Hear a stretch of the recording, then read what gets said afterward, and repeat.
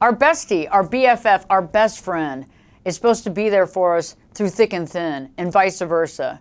We're supposed to go through the good times and the bad times together and live to tell the tale. But what happens when we don't feel that good about the relationship? When we feel as though we're giving and really not getting? When we feel like we're being manipulated and controlled? And we even sometimes feel like we're losing our personal identity around them? Could your best friend be a narcissist? Find out by watching this video.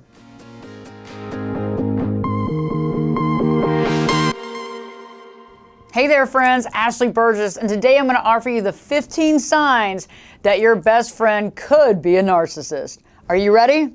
Okay, let's go. The first sign that your friend is a narcissist is that they want your undivided attention. I think this is pretty self-explanatory. They want to hold court and they want you to listen to every word they have to say. The second sign is that they want you to themselves. They don't want to share you with anybody else. And so you may feel divided from your family and friends because when they're spending time with you, they just want only you to spend time with them. And so if you're talking about other people, they're not very happy about that. And so you may feel almost sequestered by being this person's friend. The third sign of the best friend being a narcissist is they're going to find faults in other people. They're going to find the faults in other people, especially the other people that hang out with you.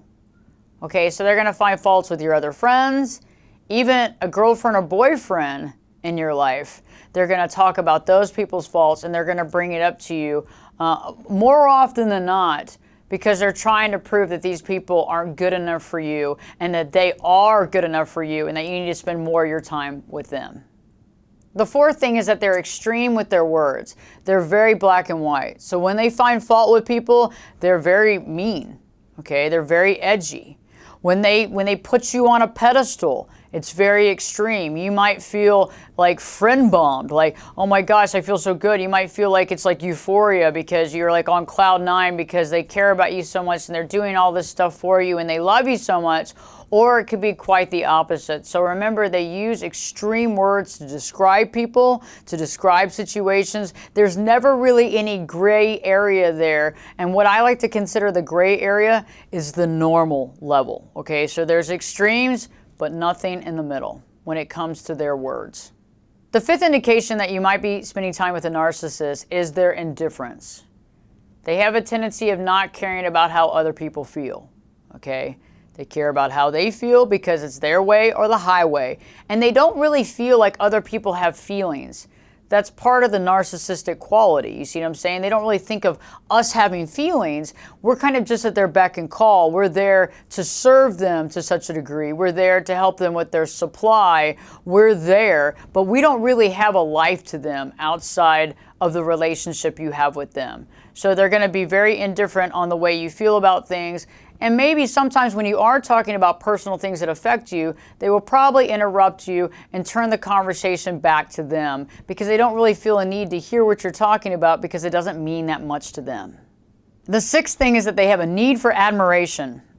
Okay, another self-explanatory thing. They like to be admired. They like people to tell them how great they are, how amazing they are, how beautiful they are, how handsome they are, how smart they are. The more accolades, the better side you get on with the narcissist, okay? So remember, when you're with a narcissist, if you admire them and tell them how great they are, yeah, that's good. If you bring up situations about how they might have done something wrong or they didn't do this or that, it's going to be quite the opposite because they don't like to be told that they've done anything that's not perfect. The seventh thing is that they are in charge. They are the authority. They are the expert on everything, okay? So if you don't think that they're the expert and you find chinks in the armor and you bring it up, it's probably not going to be a very good scene. Because remember, the narcissist is the end-all be-all knowledge and expert on all.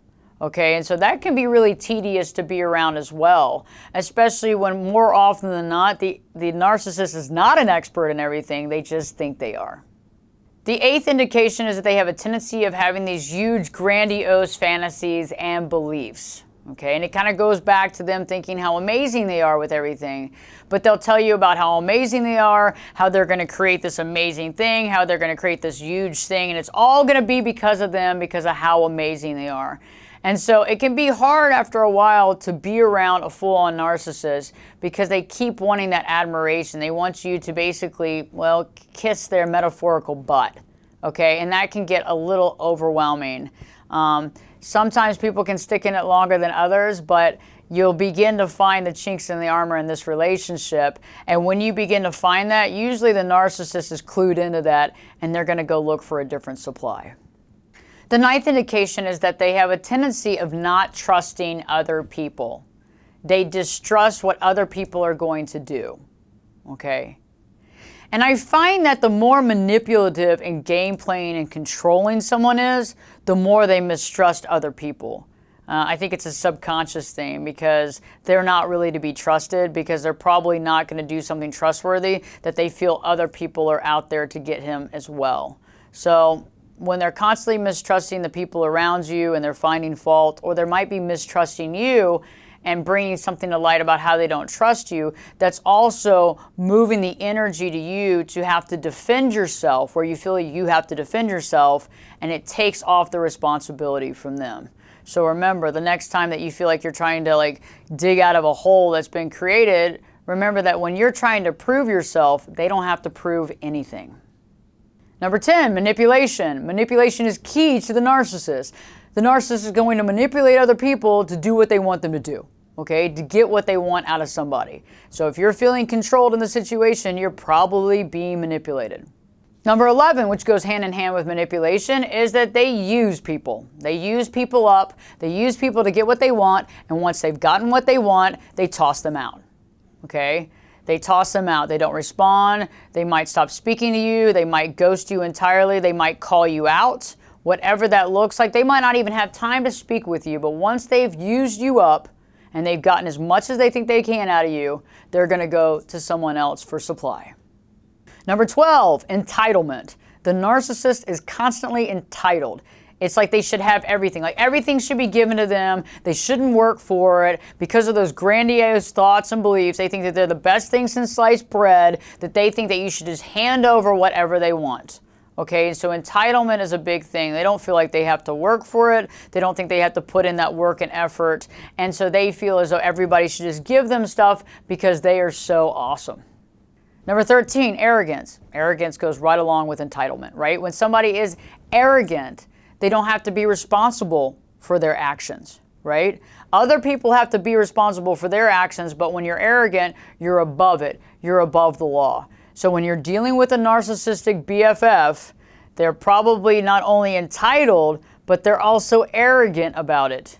And they'll talk about that too as well, about how other people have to be responsible, but how they're above it. And they see the world that way. They see the world that way. They don't see like they have to be responsible for anything. They don't feel like they have to do anything because they believe in these grandiose thoughts. And they believe that they are above it, and they believe they're better than other people. Number 14, you feel like you're being controlled. You know why you feel like you're being controlled? Because you're being controlled. When you're in a relationship with a narcissist and you've told them some of your deepest, darkest secrets and you've shared some amazing things with them, they can use that against you, but also they can use your emotions against you as well. But oftentimes, more often than not, when in a relationship like this, they want to try to control you. They want to try to control how you feel, how you act, because they feel as though they are in charge, they are the authority. And so basically it's like you're asking permission in these situations. I've also seen how folks in these types of relationships, the narcissist can promise things or can try to help out with things, but the help is only that one-sided. They will help as long as it's completely controlled by them, and it's basically, they are the authority. And so you can even feel like you're almost in a parent dynamic, an unhealthy parent dynamic, by being in this relationship because they're controlling every aspect of the relationship. And this is something that when you start feeling controlled, it's not a good feeling. You don't feel like you're being able to be yourself, and you start to question the relationship because you're also starting to see some of the other issues that are glaringly obvious. Number 15, you feel as though you're losing your own identity when you're around them. Well, yes, because they're in charge. It's almost like they rule you. The narcissist feels like they're in charge of you. And more often than not, When we have a codependent tendency, or we have codependent traits, or we were raised in a family dynamic where we were very codependent because of the situation, we gravitate to these folks. And when you gravitate to these types of people, they literally take your identity, and you lose your identity because you don't stand up for yourself. You don't have any boundaries. You let them take charge because that energy in the very beginning of the friendship is so magnetic and fun and exciting, and it's like a friendship you've never had before, and you feel as though this has got to be your best friend. It's going to all work out. It's going to be great. But you don't realize that this person is a narcissist. And when you're around a narcissist, especially somebody that you believe is your best friend, and you've let down your guard and you don't have any boundaries, they are in control of you. They are manipulating the situation. They are trying to change the way that you connect with other people. They're trying to isolate you to some degree, okay? And then they find fault in all your other friends so you spend more time with them.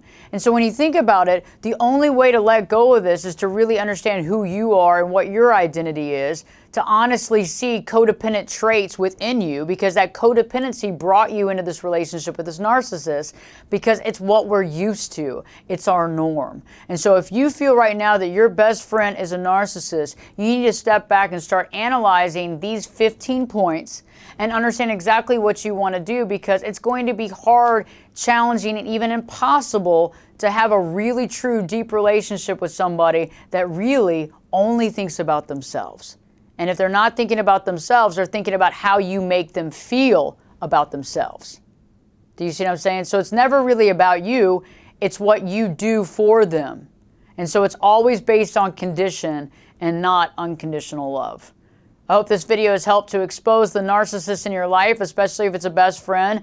And definitely there are other people out there. I know it can seem very hard to make good friends, but there are people out there that aren't narcissists that can really love and care about you and be a best friend and go through those ups and downs. But you have to let go of the narcissist who's controlling and manipulating your life.